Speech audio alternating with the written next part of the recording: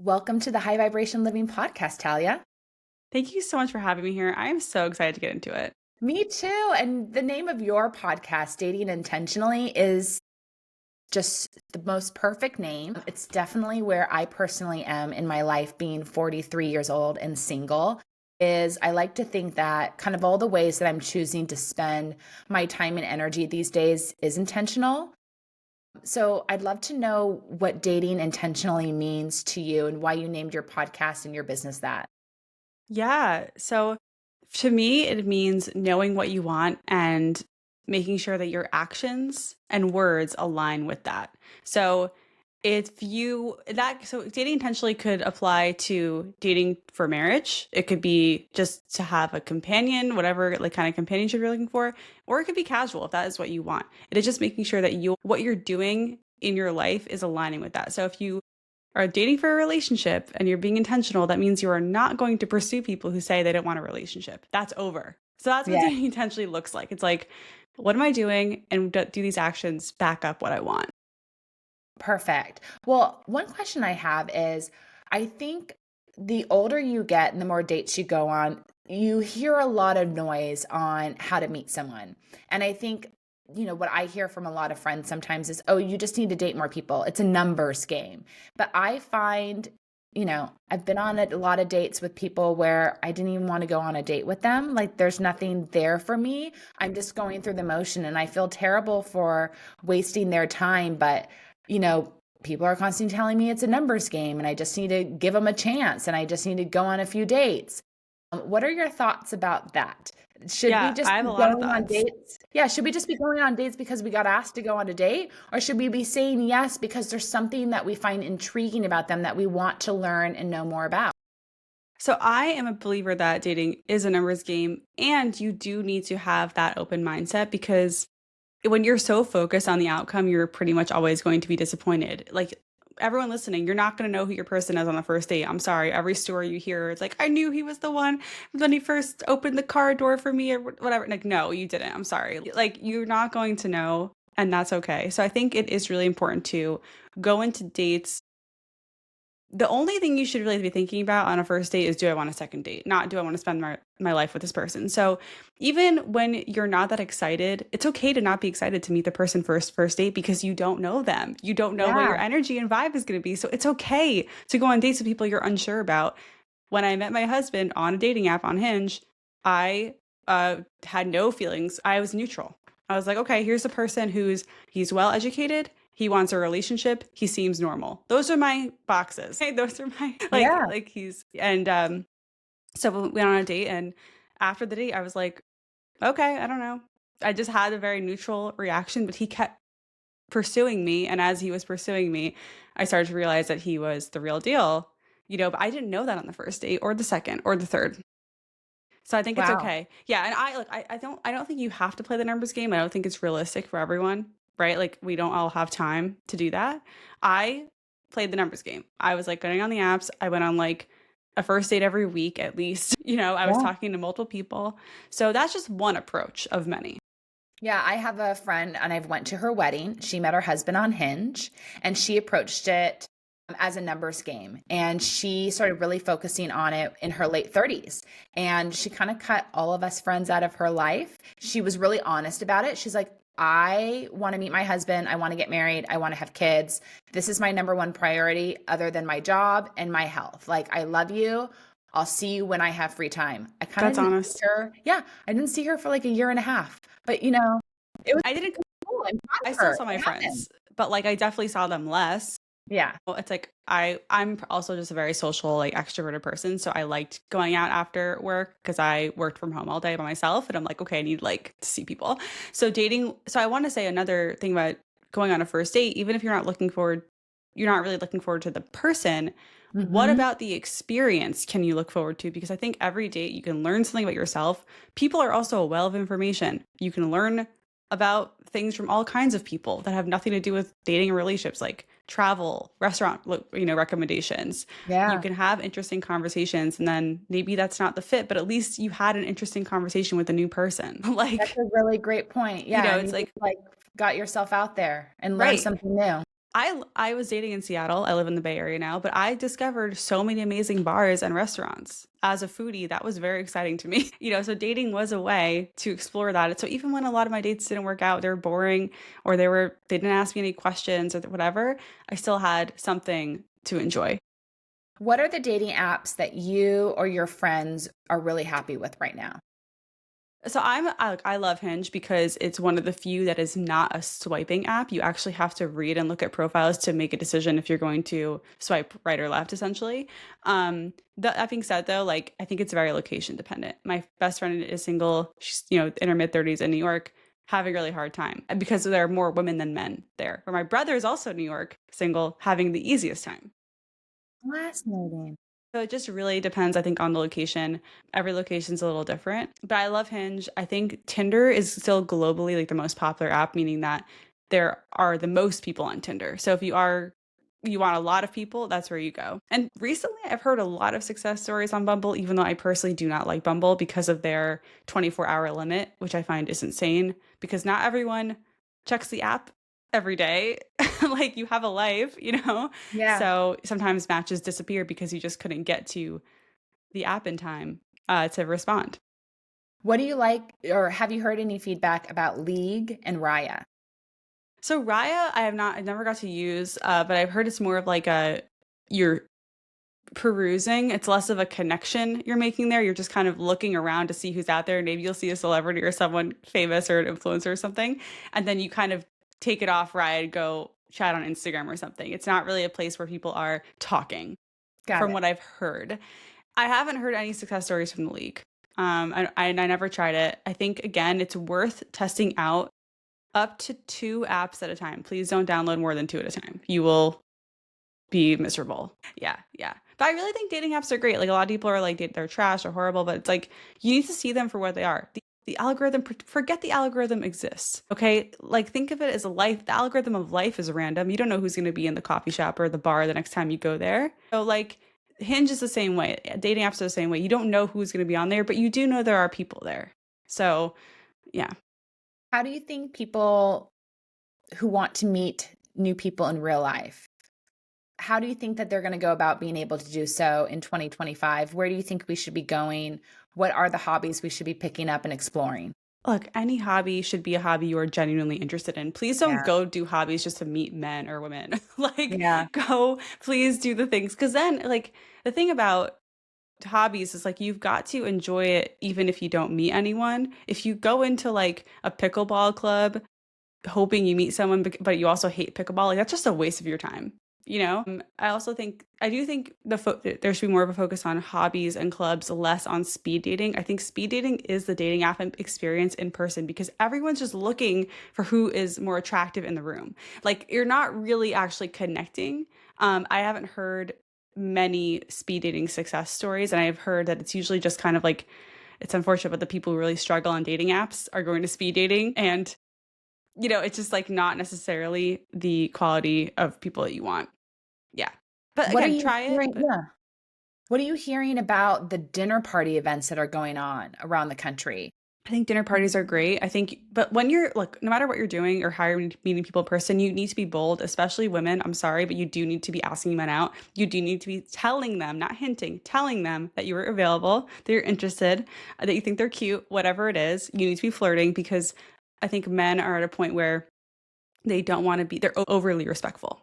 Yes, They they don't want to be are. creep. Yep, they don't want to be creepy. They Yeah. are too aware of the boundaries that it's a double-edged sword, right? It's good because that means they're more aware of how they're coming across to women and more aware of like our feelings, but also it means they're too scared to approach. Yeah, So you've absolutely. gotta actually get out there. So if you're at a dinner party, that means you can give your number to someone. You can ask for their number. Don't wait to be asked. You will miss the connection.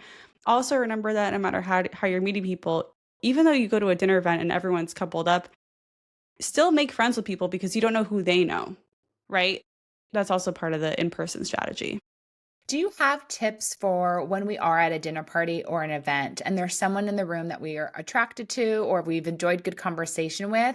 How do we go up to them and ask them, "Hey, can we hang out after this? Can we hang out sometime? Can I, meet you for a coffee?" Like how do we engage in that? So I would probably be like, hey, like if I was someone like, hey, Whitney, like I loved chatting with you. Like I have to go, but can I get your number? Or here is my number. Or I'd be like, you know what? I'm actually going to this fair on Saturday. Do you want to come with me? Like it's really just you got to throw the line out. You Okay. know, I think Yeah. giving your number is probably the safest thing because then it's not awkward. They don't have to if they're not into you or if they don't have to reject you to your face. They just might not text you. And that's the worst that can Yeah. happen, right? So when you give someone your number, you're kind of taking the pressure off. You can ask for their number too, but I think giving is a little bit safer because it puts the ball in their court. So I'm 43 years old. I'm from the time of business cards. Do Oh my I God. give my business card to the person or I say, I want to give you my number, ask for their number so I can text them? I think it's okay, but then you run the risk of them being confused as to whether or not you are flirting or not. Yeah, Like so totally. I think the business card is fine if that's like the first thing you could think of and you just don't want to like, you're just like, okay, here is the easiest thing. I do think like you could hand the business card and be like, I'd love to hear from you or like maybe you can take me out. Right? Like that kind of like maybe you can hand it over in a flirty way, if that makes sense. Otherwise, is it simply just saying that I want to give them my number and then asking for theirs so I can text them? Well, so it's either or, right? Like I think when you give someone your number, the ball's in their court. You don't have a way to contact them unless you want to go hunt them down on Instagram or something. But it's like if they don't text you, that is your sign that they were not interested Yeah. or they're not available. That's okay. And That's that's okay. totally okay. It's so much easier. Yeah, and a little bit it's easier for you and them because if they're not so not everyone who's single is dating, right? Or they don't want to date or they're coming out of a breakup or you never know. Yeah. So it gives them a way to kind of reject you without being like, I'm not interested right now. Yeah, absolutely. So what Yeah. are you hearing and seeing on the dating market right now? I know it's a little different for you since you're a newlywed, but I mean, this is your world. So what I do you talk see to happening hundreds of out there? daters every single Yeah. day. I'm seeing like a post-pandemic like pendulum swing where people are I think like we were talking offline before this like a lot of people are scared to get into relationships, I feel like it's like they're just really scared to commit. I'm not sure exactly how that's connected to the pandemic, but I am seeing this trend of like where are the people who want relationships? And I do think maybe my theory is like the pandemic showed us that we can have a pretty good life without anyone. Like it's okay to be alone, which is like a good thing, but also it's like we got too comfortable being alone and the need for a partner may have decreased in some way.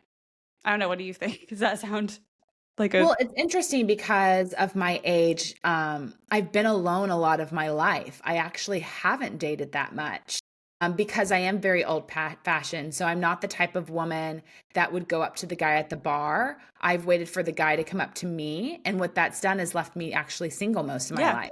I It think has not worked in my favor. need to let go of that. I think that you can meet a masculine man if that's what you're looking for. I think a guy can still be a leader if even if he doesn't make the first move. I Yeah. don't think So that yeah, I think it doesn't when you're walking down the aisle, you're not going to care who made the first move.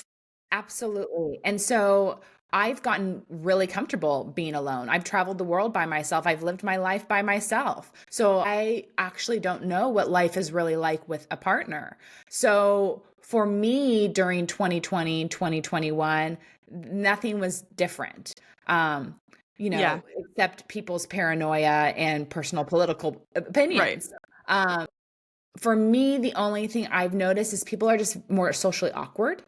Yeah, I do think there is a little bit more social anxiety going on. We're like Yeah. super sucked into the internet. That's where a lot of social interactions happening, and we have lost the ability. Like the fact that we have to talk about how to give someone your number is insane to me. Sometimes I'm like, man, like we lost this. Yeah, absolutely. So, and I'm just finding that even when you go out and about, it's like where is everybody? Right? They. I'm a chef. I go to the grocery store every day. There aren't men in their 30s and 40s at the grocery store first thing in the I could morning tell you where they are. or in the afternoon. So They're tell at me the where they are. gym. They're at the gym. I mean, I go to the okay, like obviously I'm Tell me. married. I don't wear my Yeah. ring at the gym, but there are a lot like I live in the Bay Area where there are more men than women here. So just again, keeping that in mind. And I go to the gym and at least I would say once a month a guy comes up to me and tries to like approach me. And like, which is nice. And I'm also like someone, I think it's also important as women and people, anyone listening, having that open energy is really important, because that's like, you know, making sure you are not, even with my AirPods, and I still have an open energy. I'm still making eye contact and smiling at people. And these are the guys I see every single time I'm there, because we just go at the same time. So it's like, that I think a lot of guys are at the gym. I wish more women were, or people were a little more open-minded about talking to each other at the gym, because I think Yeah. there has been this like idea online that like women don't want to be bothered at the gym, and maybe some women don't, but I do think it is a good place to meet people, and I think people are meeting there. I've met a few people there that I've dated in the past, and I think it's a good spot. So the gym, I mean, those are people who are, you know, improving themselves, they're working on themselves, they're disciplined. Like, I do think that's it's a green flag. I've met people at the farmers market and coffee shops. I met a guy on Facebook Marketplace. He like bought something from me, and then I hit him up after. Like, because I thought he was cute, and we were talking about snowboarding, which I love. But like, I think, yeah, I do think there are people out there, and there are people out there who are looking for relationships. We were talking about your brother. You know, my brother's also looking for a relationship. Like, they exist. It's just you need to believe that, though. Like, I think if you're out there dating and you're just like, "Ugh, everyone's trash. Everyone's a F boy." Like, you know, no one wants to commit. That's what you're going to attract in your life. So how do we stay positive when it's been a long game? Yeah, I mean, look, I the longest I've been single is for a year in my adult life. And I don't know why that's how that's happened, but I would say for me, like what kept me really positive in that time was really building a life and envisioning a future life for myself without a partner, and realizing just how happy I could be on my own. And I still feel that way. Like, if my marriage doesn't work out, I will be okay. Like, I will be very okay. I'm financially independent. You know, we have separate bank accounts. Like, I know what my life would look like. I don't need this to work out. I want it to, but that's the position you need to be in when you're dating. I want this, but I don't need this. That's a good reminder. I Yeah. think that it's hard for a lot of people. I think especially women, they go on a lot of dates and they just try to make it work when there's nothing really there for them. Right. And it's like, but exactly. It's like, if you know your life is incredible, and you're stable and safe and secure in your own life without a man or person, then you're not going to put up with crap from guys. Like, you're not going to put up with inconsistent hot and cold behavior, toxic behavior, because you're like, I don't need this. Like, this isn't worth it to me. And what is that type of behavior really coming from? What is causing them to behave that way? First of all, are they just really not into us? Do they just not know what they want? What is that behavior coming from? You know, I'm going to be honest, Whitney. Like, I think we're better off not analyzing people's behavior and more asking ourselves if we like it. And if we don't like it, to move on. I Like, love that. we're not detectives. We're not therapists. Yeah. Like, there are so many reasons. It's usually insecurity and fear. Like, everything comes down to these two things. Like, someone feeling like they're really not worthy and they're self-sabotaging, or they're scared because something hasn't worked out in their past, like in their childhood or a past relationship. So like, I think those are really the two core reasons why people behave the way they do. And even as a secure person, I definitely act out of fear sometimes. I don't think it ever goes away. You don't have to be fully healed to date, but I do think, yeah, you do have to be able to recognize when someone's behavior is giving you a lot of anxiety and stress. Yeah. Not worth it. It's so true. And I Yeah. like to consider myself a very secure woman, but there have been times where I've allowed that behavior and it makes no sense. And another version of myself would have never allowed that, would have walked away like that. Sometimes we make odd excuses for people, and Yeah. it really doesn't serve us. A lot about what I talk about in my podcast is staying grounded in reality. So it's like, you can have all the feelings for someone who is very wrong for you, and those feelings are real and valid, but you do need to also pay attention to the reality of their actions. Yeah. And it's like, is this okay? This person makes me feel sparks, but are they actually consistently showing up for me? No, and if they Yeah. aren't, then you can't have a healthy, balanced Right. relationship. And Yeah. that's what we're all going for. Right. Yeah. So like, in my relationship with my husband, like, I, you know, have done a lot of healing. I'm obviously have a long way to go, but there were times where I felt insecure in the relationship, but it was more because of me, my past, and what I was projecting onto him. And when I was grounded in the reality of his actions, like, oh, like, what I'm feeling has nothing to do with him. Actually, it has to do with my relationship with my dad, or like my past relationship. So like, being able to really see what is happening helps you navigate these decisions a lot better. What are people asking you right now for advice on? I think there's a lot of issues getting past the second date or the first date Mhm. even. There's a lot of people just ghosting, just Yeah. and this is the first date can be a trap, I think. A good first date can be a trap. Like just because you had a great first date and you were hitting off and the conversation flowed doesn't actually mean anything. What matters is how they treat you after the date more than anything else. So like if a mediocre date happens, you're like, that was fine. And then they follow up and ask you out again, then that mediocre date is like great date. Like that's when you can say it's a great date. I think so that's something people are asking me about a lot. Just like how do you get past the date? And I think that unfortunately some people are just gonna show you where they are and who they are and that they're not ready if they don't follow up and if they are doing that thing where they text you for weeks and don't set up a date with you. Yeah. Yeah. So I think again, it's just noticing their actions and it's like, is this what I And how do you suggest people manage that? So they go on a first or second or third date. Suddenly the guy disappears for 3 weeks and then pops back up, hey, how he's are you? done. 3 I weeks, you're completely out. agree. Yeah. No, you're done. You have to shut it down. That like if they come back, you're like, hey, you know what? I'm actually really not interested in pursuing relationships with people who are inconsistent, and I wish you the best. Goodbye. Like, Absolutely. yeah, because you And can't. then Yeah, go ahead. go ahead. I was gonna say you can't control what they do, but you can, like your boundaries are yours to enforce. Yeah, And how many days should we be comfortable waiting to hear from a guy after a first or second date?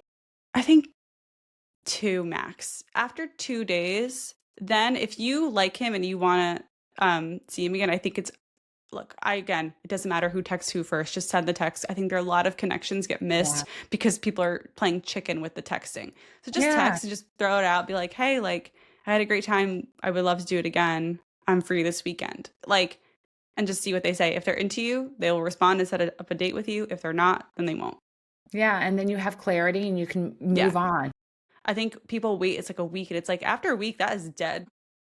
What are some things that you have heard people do to find love that have actually worked? Like when So they're at their desperate points, that's what I want to know. I don't think that people find love at their desperate points. I'm sorry. I just don't think that's where that's never going to be the position where you're going to get what you Yeah. want. It's the energy isn't attractive and it shows even if you try and hide it. You Yeah. need to come from a place of I'm really good with myself and I'm looking for a partner who adds value to this incredible life I've already built. And if that's not you, then I don't want you. That's the energy. So that's not desperate energy. But when you are, I do think there's a difference between again, you can be intentional, like I have a great life and I know I would benefit from an amazing partner. So I'm going to put myself out there. I'm gonna go to the host of the dinner parties. I'm gonna go to pickleball, whatever.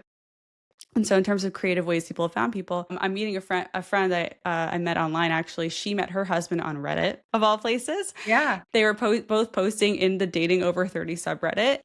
He liked one of her responses so much that he just messaged her to say, "Hey, I liked your response."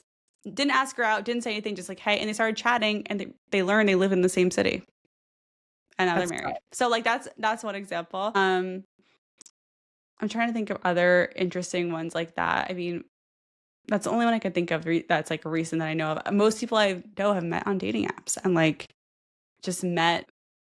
Unfortunately, like a lot of couples I hang out with every week have met in college. And that's another thing. Like once we lose school, Yeah. That's what I noticed too. and I get a lot of questions weirdly, like, can I date my coworker? And I'm like, how do you think our parents all met? Yes, you Yeah. can date your coworker. You just have to Yeah. follow the rules. But I noticed the same thing. It wasn't just after college, but it's once I moved away from my college town.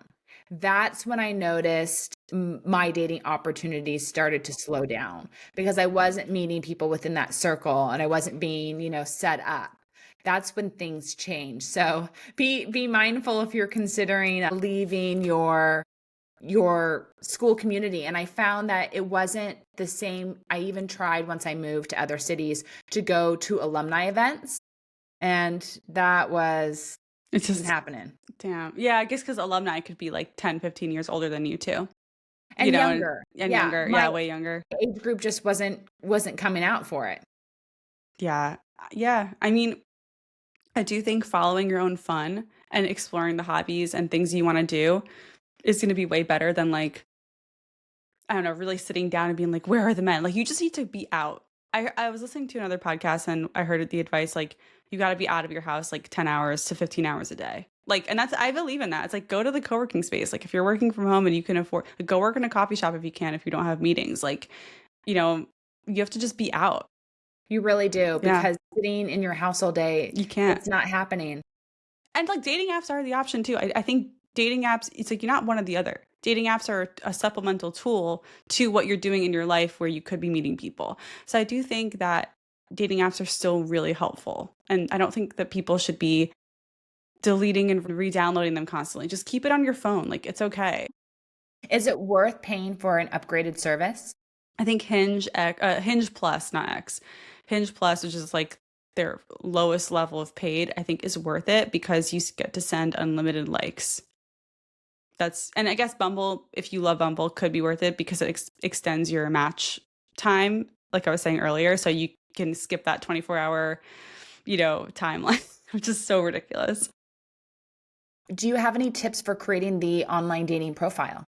Yes. I actually just ran a workshop on this. So I think the biggest thing with a profile is to stay positive. If you have anything on there that's like, I don't want this, or I'm not looking for hookups, or like, no, put what you do want. And I think the biggest mistake people make is that they treat it like a boyfriend application or a girlfriend application. It's not an application to be your partner. It is a conversation starter. The point of your dating app profile is to start a message thread with someone. And then from messaging, you will see if you want to go on a date. So don't put anything in there. You don't need to put like what kind of partner you're looking for, or like the relationship and the connection. No. What are your controversial opinions?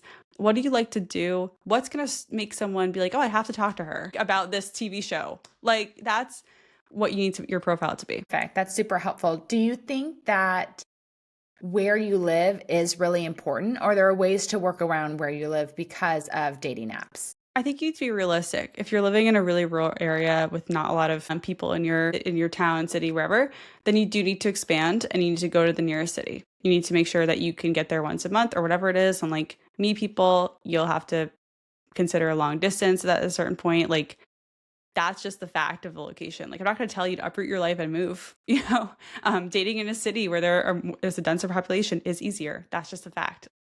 It is. So that's why when I moved to Seattle with my ex, we broke up. I stayed in Seattle because I like the guys there. That's honestly why I stayed. I was like, you know what? I have a little community. I have friends and I know I'm going to meet someone here because I just like the type of man that Seattle attracts. So you listen to your gut. So yeah, and I did meet someone who, we joke that he imported me to California because we moved to California. But yes, yeah.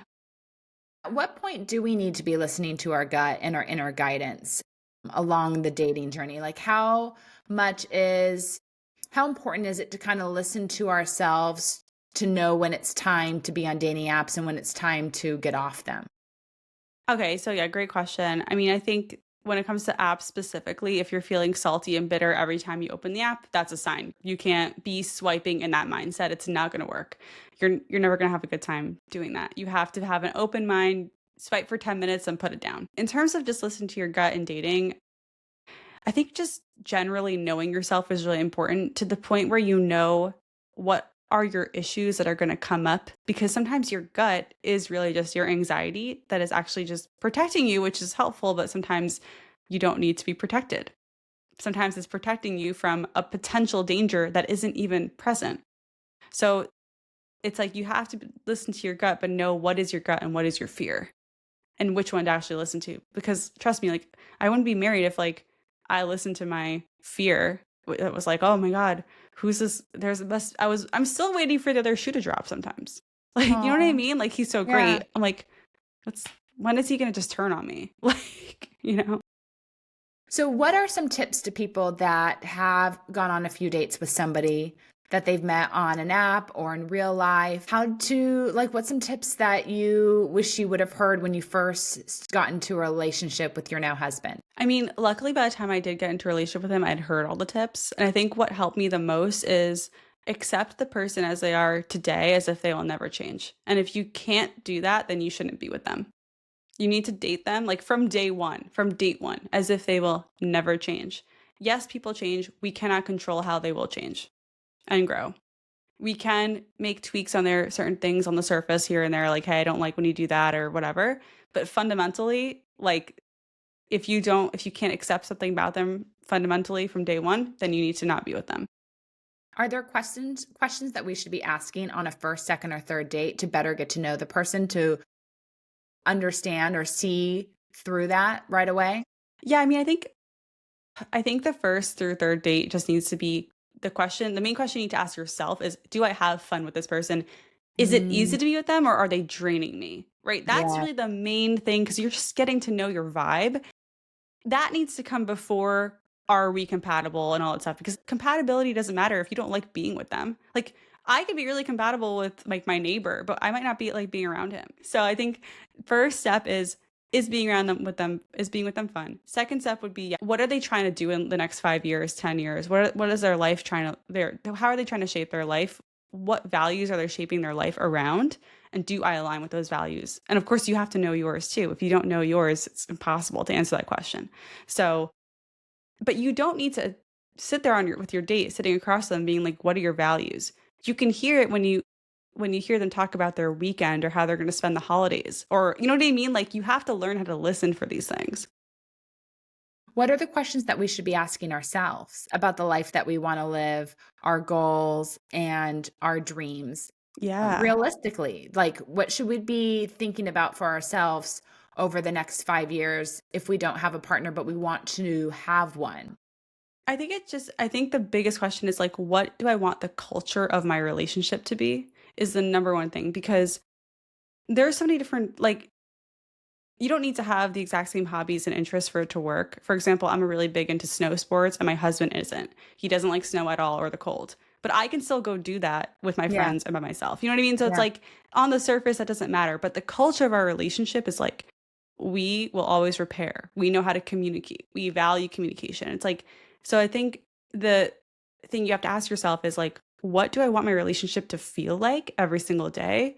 What do I want to cultivate with this person and making sure that person is open to it. Like, how can I figure that out? So that's what matters. That's at the core. It's all the other stuff. It's like, oh, their job and how much money they make and like their height and like it doesn't matter as much. People's jobs change, you know? Their careers Yeah, change. careers change, things happen, life happens. Like you can meet someone with an amazing job now, their company can go under or they can get an injury. Like it just, it doesn't matter as much. Yeah, if someone would have married me, 15 years ago, I was an HR manager and now I'm a chef. So if they didn't like food, that wouldn't have really worked out for them. Yeah, exactly. Yeah, exactly, exactly. And like the life of a chef is probably very different than the life of an HR manager, like your schedule, your routine. But yeah, I do think it's like the feeling and values of within a relationship is way more important than like, do we have the same hobbies and how tall are they? Which is unfortunately what we're paying attention to in the first few dates. Yeah, what about when we're looking at their profiles? What should we be really looking for? The main thing to look for is do we have something that we could talk about for 40 minutes? Ooh, That's the main thing. right. Yeah. But also like, yeah, okay, making sure that if like you don't like obviously like I didn't want someone who smoked. So if they wrote they smoked on their profile, I wasn't gonna swipe right. So make sure that like some of those basic things, like if you want kids and they don't and that's on their profile, okay, not for you. But if like all those things check out, and you see that they're into the TV show you like or into food or travel or whatever, and you can talk about that, great, swipe right. Like when in doubt, just swipe right. Well, interesting. Why do you say that? Because it's a swipe right, it's not a marriage proposal. They Got might it. not even match back. They might not even Yeah. talk to you. Yeah. Like, who There's no cares? risk. They can't see. Yeah, if they match back, great. And even if they do, they might not talk to you. And even if they talk to you, you might not get to a date. So just swipe right. Do you have any tips for when you first get on a dating app and you first build out your profile? It's like a little intimidating. You almost feel like they can see you on the other side of the phone, They're which is not. what makes you scared to swipe right. How do we get over that fear? Because it's so silly and ridiculous. Yeah, I mean, yeah, I think also just remembering you can change your profile. I change my profile like once a week at least. And I'm not talking about the pictures, I mean the prompts, the written part, because it's Oh, so I easy love to change that. those. So yeah, I think Yeah. changing your prompt, like don't just set up your profile and never touch it again. Yeah. Your profile, I mean, like I'm a business person, right? It's like a marketing tool. If it's not getting any attention, then you need to change it. Yeah. Yeah. What do we do when, I think you just answered it, when we're getting prompts from men that are irritating us. So I'm a chef. So I constantly get, what are you going to cook for me? Yeah, by the Or, way, when I was on dating apps, I'm yeah. a cookbook author. That was like what I did before. So I put cookbook author. So I know I probably got very similar. Yeah. So I get, what are you going to cook for me? Comments like that. Or because of my age, I get a comment, well, you check all these boxes, but you aren't married yet. So what's wrong with you? Okay, well, that kind of message is an immediate no. Just Obviously. look, think about it this way. When you get irritating messages, they are Yeah. showing you who they are from the jump. They're outing themselves. The trash always takes itself out. Like, Okay. just Great see it as advice. like they're showing me that they're, an a-hole right off Yeah. the bat. And just, yeah, that's the blessing. You don't even have to deal with them. I love that. And then if we're still getting the same responses over and over again, it's just a reminder to change our prompts. Yeah. So like, yeah, if you do have you're a chef in your work, right? So you could play with the how you word that, or just leave it, and eventually someone will comment on something else, or like say something like, wow, that's so cool, how'd you do that, or whatever it is. That's a better opening question. Since you're someone that has been a part of the food world, are there foods that you like best for first and second dates? So, okay, first date, I was definitely a coffee or drink person. I think it's way better I think a short first date is best. Like one drink, and if you're feeling it, two drinks, one coffee. If you're feeling it, maybe get a dessert or like a muffin or something. You know what I mean? Like whatever. But for dinners, once they get to that point, I love tapas. I think anything where you can like order collaboratively says a lot about the person. Like how are you going to team up and order, and share things is really fun. Nice. And Yeah. is there weekend activities around food that you love to suggest for early dating? Yeah, so when the weather's nice, I think what's really fun is doing like a pastry picnic. So, because pastries are Uh-huh. generally pretty like affordable, so like you just go and pick out like five and you just sample them. You don't obviously don't have to finish all of them, but you just like go and you have your coffee. So I did this a few times where it's like you get a box of pastries and coffee, and Yeah. you sit in a park and like you're just talk because it gives you something to talk about. You know what I mean? Like, Yeah. and you're kind of comparing. What else? I mean, I've done a couple fancier like sushi type dates. I will say omakase. Do you know what that is? Yeah. So omakase, if you don't know, is like when you're at the counter and they're giving you one piece at a time. Not a good date because No, I've been on those dates. I don't enjoy them at you get all. interrupted every 5 minutes with a new piece of sushi. Well, I also didn't like, I'm allergic to soy. It's the only thing I'm allergic to. And I don't like someone controlling the food that I eat because I know my food allergy. And I don't like to go to places and be disrespectful when I know an ingredient is the main ingredient that they're always going to be serving me. Yeah, sushi's gonna be tough for So you. and I've also gone on sushi dates where I've shown up and they've already ordered everything. And I My have no face is like, say. what? Yeah, and I can't even say to them like, "Oh, by the way, I'm allergic to soy." You know, just make sure that they don't already put any sauces on it. Like it's too Yeah. late. Oh my God, wow. I can't believe someone would have the audacity to order before you arrive. Yeah. And I'm pretty prompt. Sometimes I try to like just walk in like a few minutes late, but I'm like Yeah, but part of my still. personality is I'm just always someone that's on time or a little bit early. But I remember it was a date in Washington, D.C., and I walked in and he had already ordered everything. And there was, Red flag. nothing I Red could flag. do. No. Yeah. Yeah. What? Yeah. Come on, man. That's not the power move you think it is. Yeah.